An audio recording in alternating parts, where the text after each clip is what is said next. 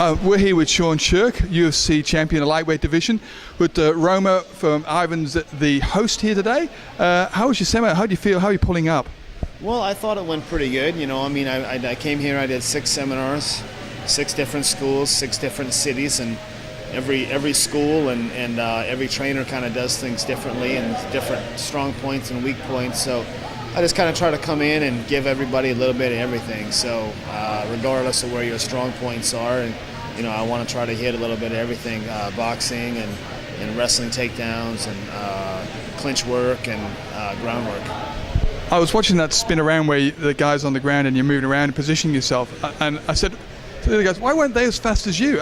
You're lightning around those guys, Yeah, that's a drill we've been doing in wrestling since I first started wrestling. So you just learn how to spin around the body and keep your feet under you and stay on your toes, and that's a great drill. I have a lot of my guys. I could see how worn out they were. For sure. Yeah, it's pretty dynamic to get around.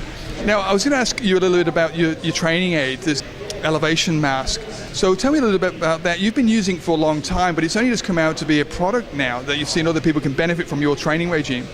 Yeah, I've been using it since probably '07, I guess, and I never let videos get out on it. I never let anybody see me using it, because I knew it was something. It was a good tool that worked, and nobody else was doing.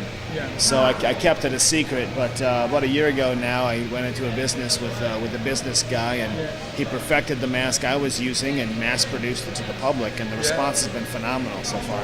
We're going to see that shortly, but just tell me about how it aids you. I know there's a couple of things where you talked about the choke, that it gives you the sensation that, hold on a second, if I'm losing air, that I'm trained to accept that, so it keeps you more relaxed to the last point. Does that give you that edge? Well, that's one of the advantages. It kind of allows you the ability to maybe train while you're not receiving as much air, kind of like if you were in a choke on a regular basis.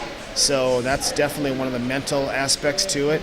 The physical aspects where it helps is it's going to create more red blood cells for you over the long run, and it's also going to make your lungs more elastic.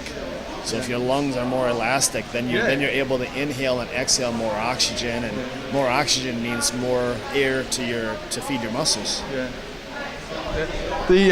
You're still under contract with UFC, so you got a couple more fights. Have you done any different sort of preparing for these next 2 fights? And whom are you fighting? Do you know that yet? Well, I don't have an opponent scheduled yet, so right now I just kind of do my regular training routine. I do my drilling routines and do my pad work and get on the mat and grapple. I'm lifting a lot right now and doing some circuit training, so I just try to, I got to stay somewhat in shape and stay agile, and so when I get that phone call, then I'm ready to jump in full force, It sounds like what you described before in the Q&A, that your training regime, about 6 hours a day, splitting it up, it's quite varied, and then the ice packs for recovery, and I think the recovery from all the fights and some of the training, you really need to have the recovery as well.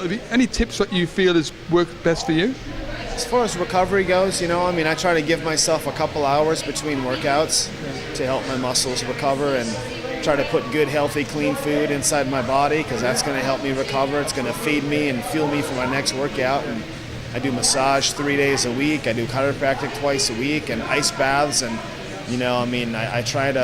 I do something every day for recovery. And new injuries pop up all the time, but my chiropractor's he's a genius. He's very good at what he does, and he's given me the ability to make my career longer and perform at a high level for a longer period of time. Yeah, because you don't quite know what to expect when you get in the ring. It could be grabs, choke, pound.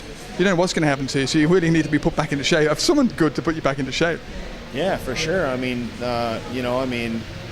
You could be shooting a double and land on your head and take your neck out, or somebody could be taking you down and take your back out, or somebody could hyperextend your arm and take your shoulder out. I've had all that stuff happen over the years, and my chiropractor is able to get me fixed up and back into training real quick.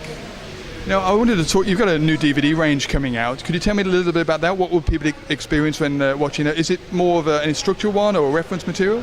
Well, my DVD that I did it's boxing and takedown drills. Okay. It's just all kinds of different setups to to get on those legs. Yeah. I think I might have went over a couple finishes from there, but it's mostly just setups, going through all my different series that I use to set up the takedown. So a lot of great boxing drills and slip movement drills and bump drills, dirty boxing and stuff like that, and fast combos and fast takedowns. Okay. Now we have the elevation mask here. So just so people understand a little bit more, Sean, can you tell me a little bit how you use it? Well, the mask is you put it over your face, and there's 3 different levels. Well, there's actually 4 different levels of nose pieces. Level 1 would be no nose piece at all. Yeah. Level 2 would be the yellow. There's 3 air holes. Next level would be orange. There's 2 air holes.